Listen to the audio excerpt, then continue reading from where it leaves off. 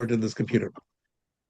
Very good. Okay, welcome to Faith and Calm. This is class number 292, and we are in the period between Purim and Pesach. And the rabbis actually say that the two holidays go together, and we're going to try and bind those two things together in this class because they actually try and make them happen. Like, for example, if there were 2 months of Adar, then you'd say, what month was Purim supposed to fall in? And the answer is the second one because we want to connect Purim to Pesach. So there's a connection between Purim and Pesach, but they have two different themes. And that's the theme we're in now. And we're going to then try and connect that to world events that are happening right now.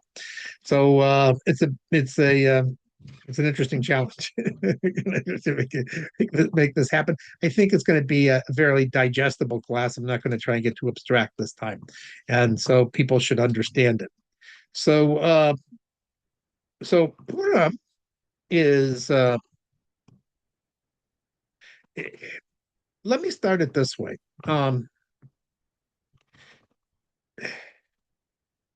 There is a story in the Gemara about the time of the first temple, where the evil king from, in this case, it was Babylon, which is modern day Iraq. Nebuchadnezzar was going to try and destroy the kingdom of Judea, where the Jews lived, Israel, what was left. And the king at that time was Hezekiah. And it happened right before the time of holiday of Pesach. And they surrounded the entire city of Jerusalem with hundreds of thousands of his soldiers.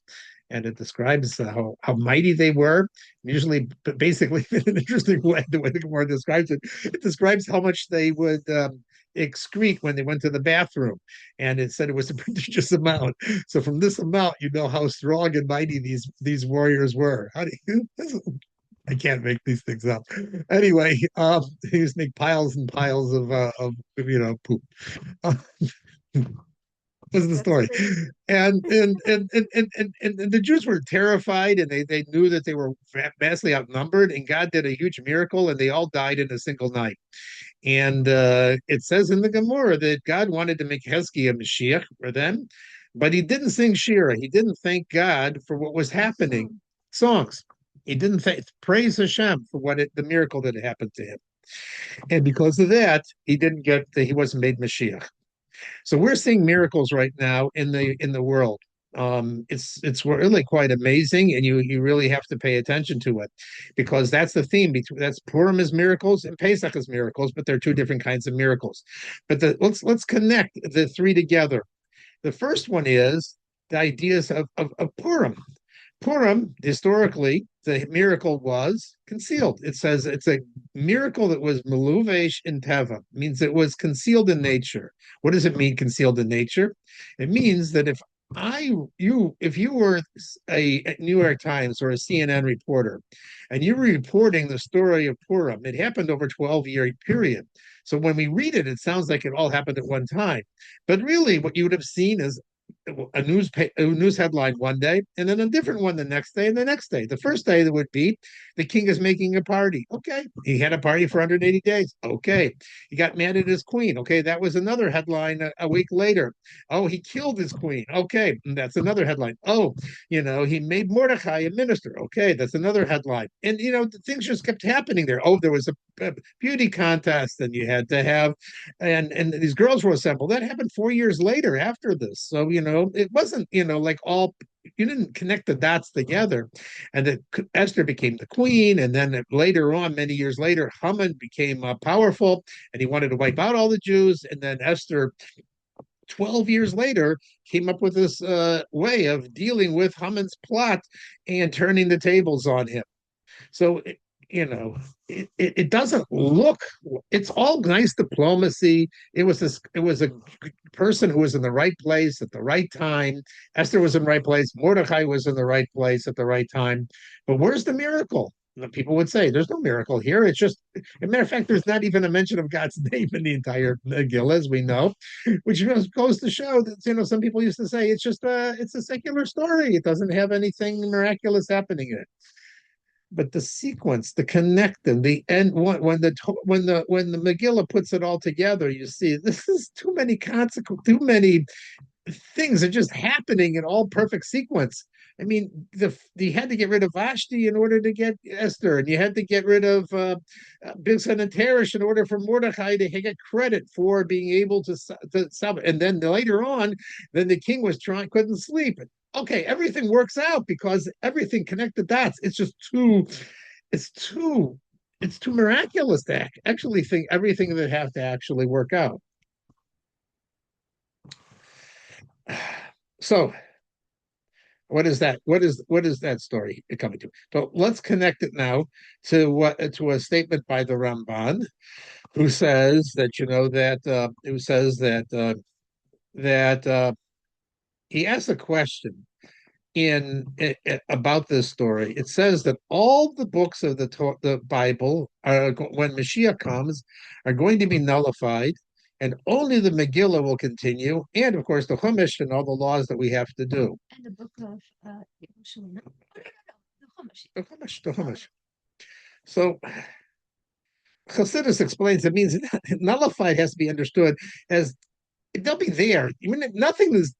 We don't lose any books of the Tanakh, but it will be like a candle in daytime. It just won't have any power or an effect. But the story of Purim will still have an effect, even in the bright sunlight of Mashiach.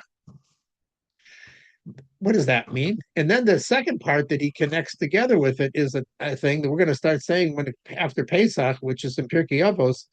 We say that there are 48 things that 48 ways to wisdom. 48 not ways to wisdom. 48 48 traits that a Jew has to have. One of them is, there are things like, acknowledging the truth and and being careful in learning your Torah. And the 48th one, the ultimate one, is quoting a person in the name of the person who said it. Amar davar b'shem amoro. And that phrase, it says, and by the way, that's what Esther did. Esther said to the king that the person who actually is responsible for all of this is Mordecai. And it says in the Pirkei Avos, the Bigsan and Teresh. And it says in the Pirkei Avos, it says that, and this brings Geula to the world. Now, it just seems like a nice thing that you quote the person who said it, is just being honest, and I didn't make this up. I mean, this class I got from Rabbi YY, so I have to say that this whole class is really coming from what is the thing I heard from Rabbi YY Jacobson. So just being honest, I didn't make this up. Is that such an important thing? And that's connected to the Gula. And then we have this thing with the Passover. And Passover is called we have the thing called a Seder. And if you wanted to think of anything that is not an order idea of Seder, of order, it is the Seder. I mean, getting ready for Passover is crazy and Meshugana, and you're running around like nuts, and you're trying to think about all the different things you have to put together. And then you have the Seder itself, which doesn't seem to follow any particular order. It's talking Tainu, it's talking this. What is the prayer at least has a structure. Everything in Judaism has a structure, but the last thing you would think that has a Seder is the Seder. And usually when you get to one, it's also a little crazy because nobody knows what to do or they do know what to do, but they got it out of order or they forgot or they got sleepy or whatever, or the child got upset and had a meltdown and started yelling and so forth. And where's the Seder? I mean, our Seders are not very Seder, Nick, not very orderly. Whose Seder has everything ready 2 weeks in advance? Not even us. Okay, so we're going to tie that together with world events. Now, so then we said that Cheskia did not thank God for the miracles that were happening. Right now, we have exactly that happening. We have tremendous miracles happening. Think of what's going on with Israel right now. Usually, Israel is all by itself fighting its battles, and we're just lucky if America will just sort of help from the background. In this case, we have America actually standing up and dealing with the Haman of our times. And he actually calls Israel the small Satan, America the big Satan. And you have no doubts that what he wanted to do was to wipe out all 7 million Jews in the land of Israel. If he was able to, he would have been more than Haman.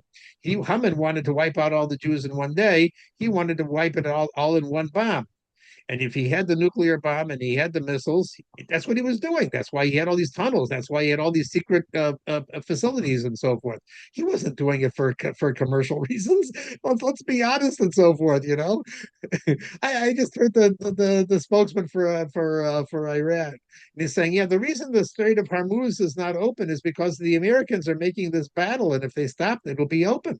Yeah, right. Who thinks that the Americans are going to shoot down the ships? Nobody thinks that. Yeah, it's the Iranians. Let's be honest about this. Everything about it is so convoluted. But they wanted to destroy every single Jew, and they would if they could. And here we have a president who's there by miracle. I mean, who ever heard of him coming back and getting reelected? It wasn't normal the first time. It wasn't the second time. He was supposed to be dead. They tried to kill him twice. When he was speaking at Butler, Ohio, they shot and they got his ear, but it was only like a centimeter away from his ear. And actually, if you Okay, see what the was that? video, he actually turned to talk to a child right the second beforehand. So if he hadn't turned his head, they would have gone right into his head, and we wouldn't have had Trump as president. Who would we have had? We would have had Vashti as president. That's the giggler. That's who would have been the president and so forth. It would have been a very different story today, but we have a different story going on. We have a story of actually a very rare thing where America is actually proud to be flying together with the Jewish people and protecting the Jewish people.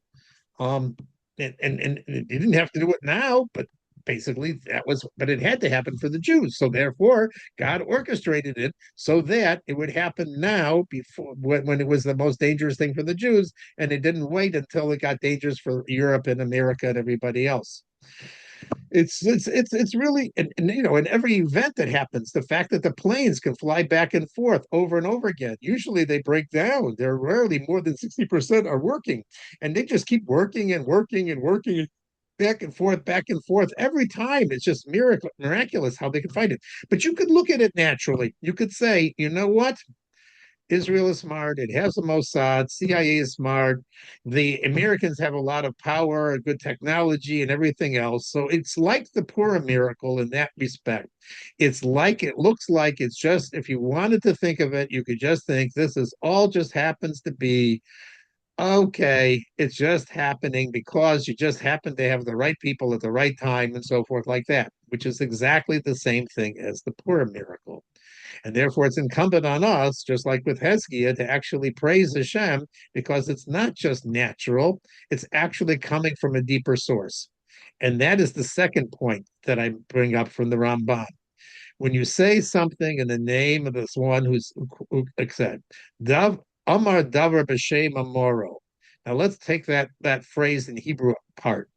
Davar is the word for word, but it's also in Hebrew the word for thing. And interesting, what's the connection? Because we know that the way that the world came into existence is by God speaking. So things came from speech. That is the idea. All this reality came from God's speech. When you quote something in the name of the one who said it, what we're saying is you're connecting God, who is sometimes thought of as somebody spiritual, who's aloof from the world, and saying, no, everything that's happening in the world is actually coming directly from God. It's the whole idea of Shema Yisrael, Hashem Elokeinu, Hashem Echad. There's only one reality. Einod Milvado, that there's only godliness. That the events that happen, that the political events, the war events, that the things that happen to us individually and so forth, this is all coming directly from Hashem. When you realize that, when you make that apparent to other people, when you quote it in the name of the person who created it, you connect together God with this world and you make it reality for everybody to realize, you know what?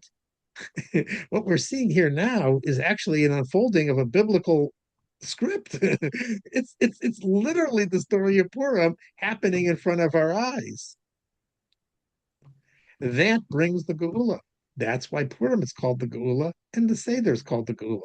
But Seder means that you actually bring it into reality, and now it just becomes part of you, what you eat, the matzah you eat, the seder you do, and everything else that you do. It actually becomes part of how we live in this world, how we walk in this world, how we relate to other people. We relate to everything not in a broken way, in a disconnected way. We connect with it and we say, you know what I'm doing now is actually my mission, and what the things that I'm dealing with are part of bringing godliness, and there's no separation between the two. So this is the problem that we have, and that is also an interesting idea of why the whole idea of going out of Egypt, Mitzrayim, both in a and as a nation and on a personal level, is the idea of Mitzrayim are all Mitzrayim means obstacles, limitations, worries, anxieties, fears, all the depression, all that kind of stuff. That is Mitzrayim. And we have to do that on a personal level ourselves, personally. We have to connect our head with our body. Paro is called the neck, the thin part of the back of the neck. He wants to separate the two.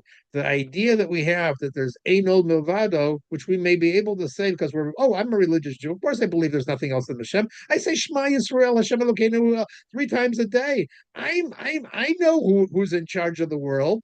Yeah, but when somebody ticks me off, and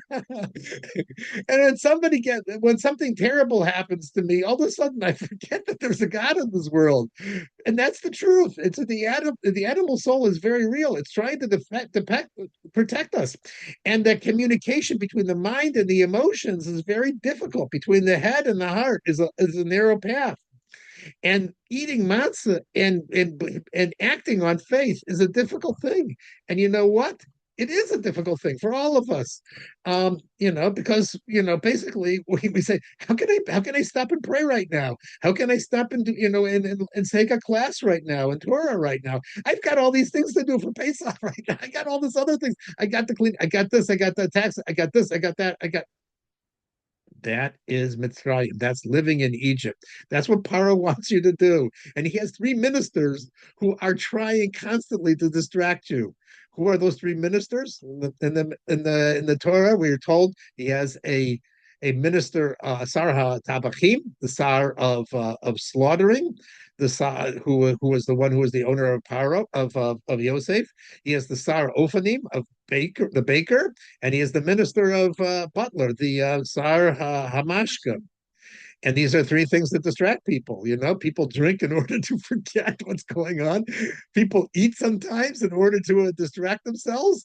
And sometimes people get angry and distracted and emotional and so forth. And that's the schar the blood, and so forth like that. All those things are all trying to disconnect us from understanding that there's anol milvato. That what we're seeing in the world right now is the unfolding of the Geula. What we're seeing right now is literally biblical times. God is working overtime, doing all sorts of miraculous things for the Jews. I mean, the missile in Iraq, and so forth. The ground was soft. It landed in between the buildings. It was a 500-kilogram bomb. It could have killed hundreds of people.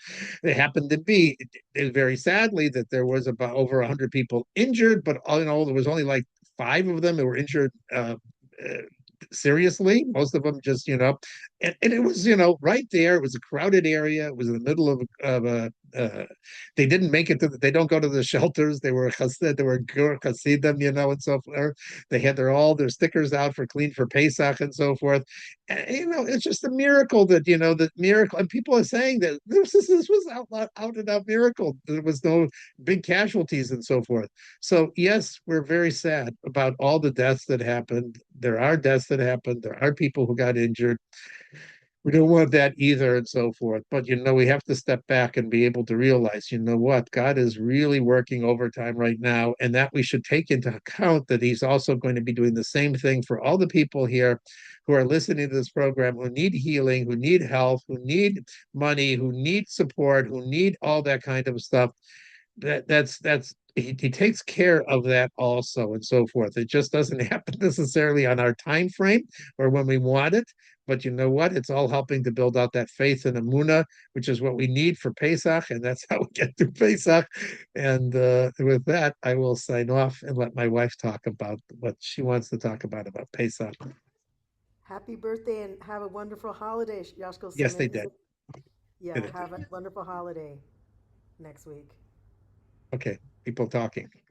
Okay, Yeah, I was all saying right. have a wonderful holiday and happy birthday. Thank Hag you. Sameach. Yeah.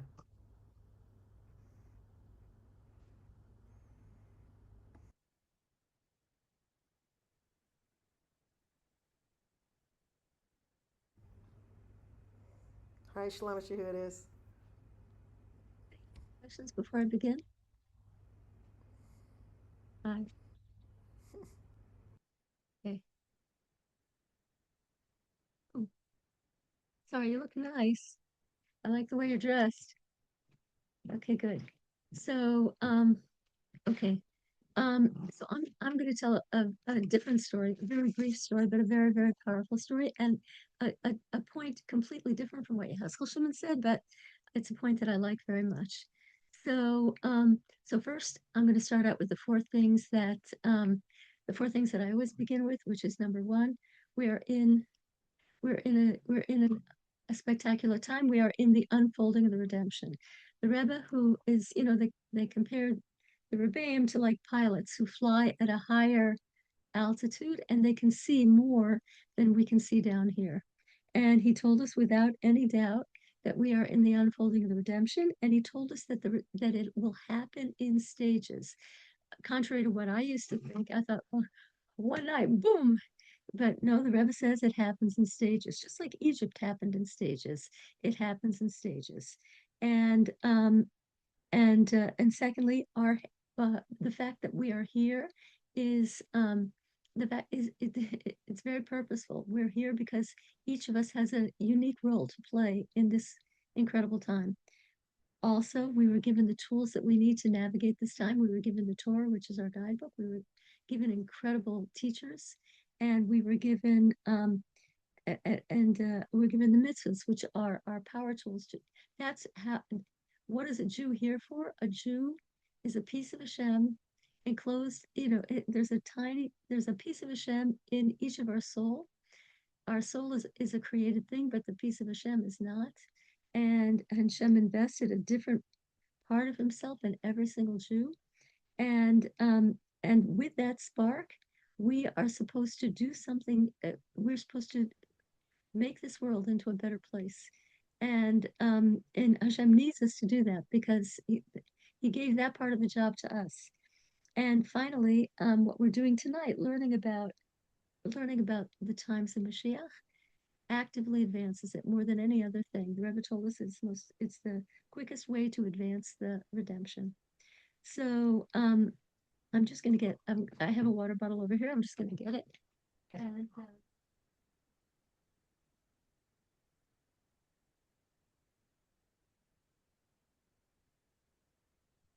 okay. So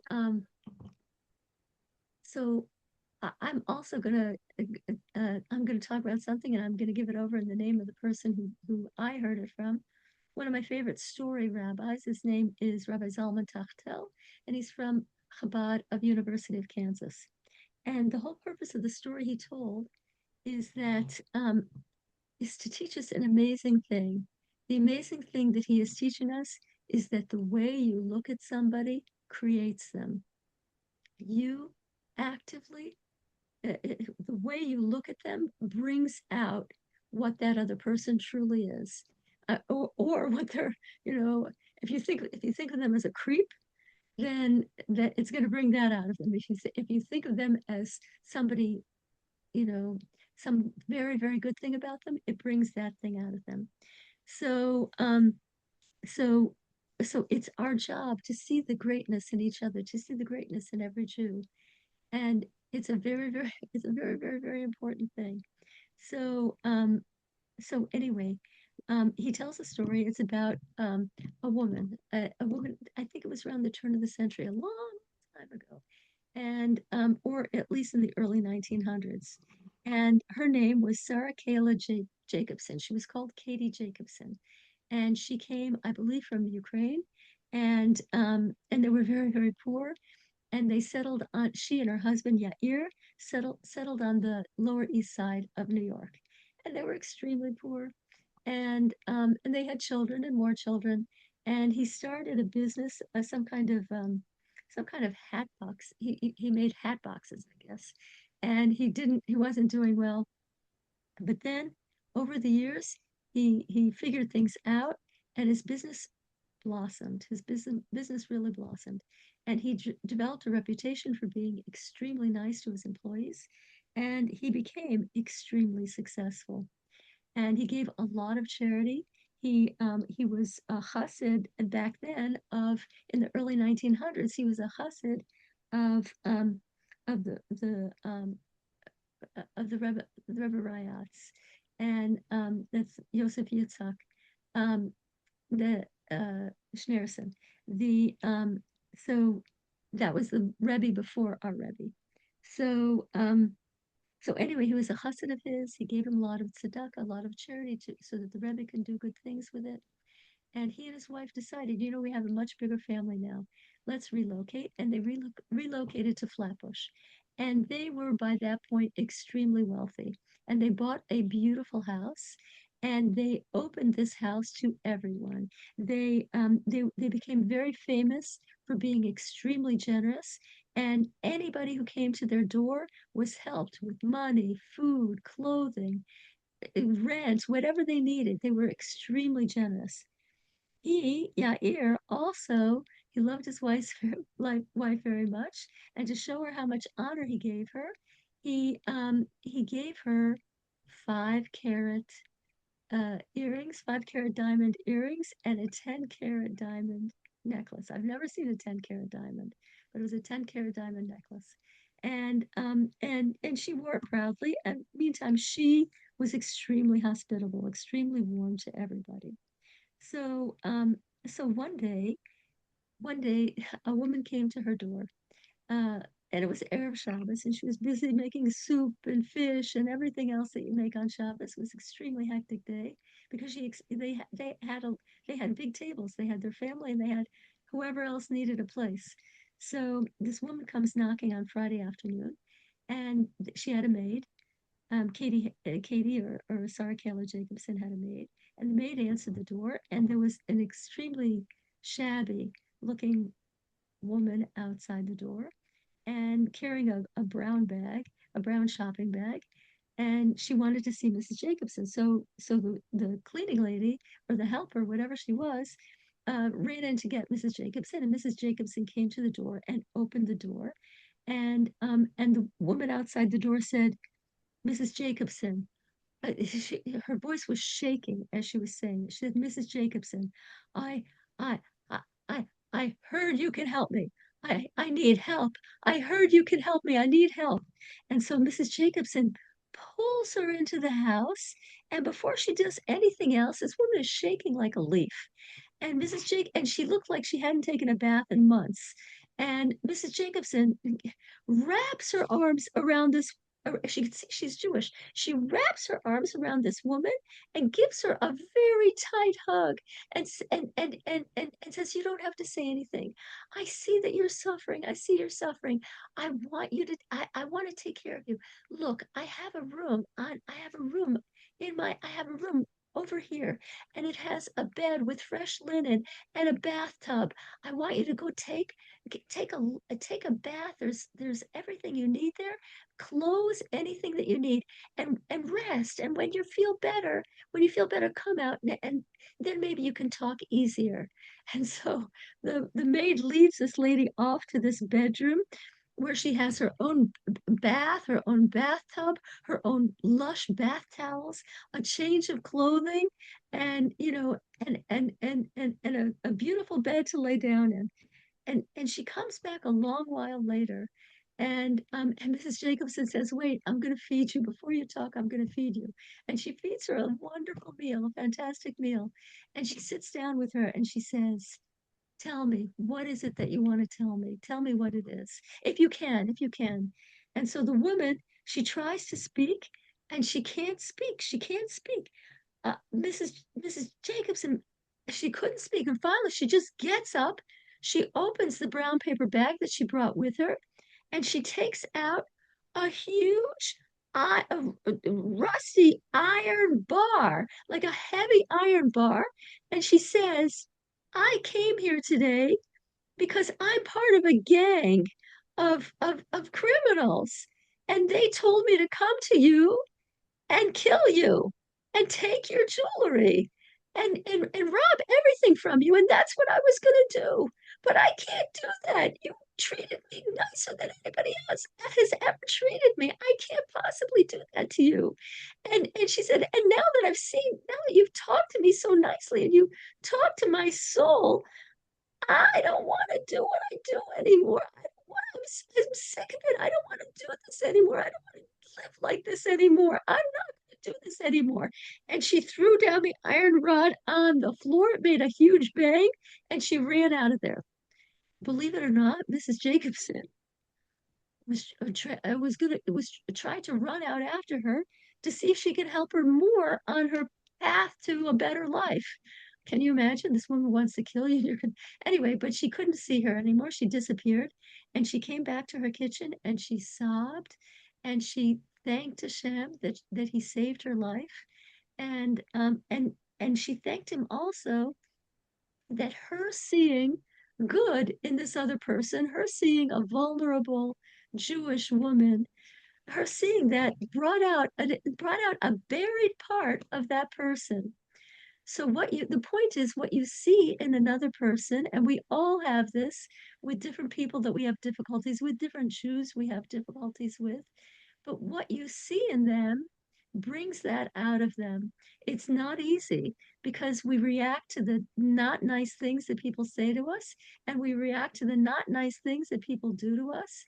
But you have to see, you just have to look deeper, and you have to see you have to see the good Jewish core in each person. And that enables them to become who they really are. So anyway, I thought that was a profound story, and I'm trying to do that in my life. And I'll keep you posted in how it goes. Oh, thank you so much, Hadassah. Okay, It good. was Anyway, great. I'm gonna That was go a real because it's story. That's an amazing story. an That's, amazing story. Yeah, yeah. it's an amazing story. So thank you all. I'm gonna turn off the how does it go? This is a different they have a different okay.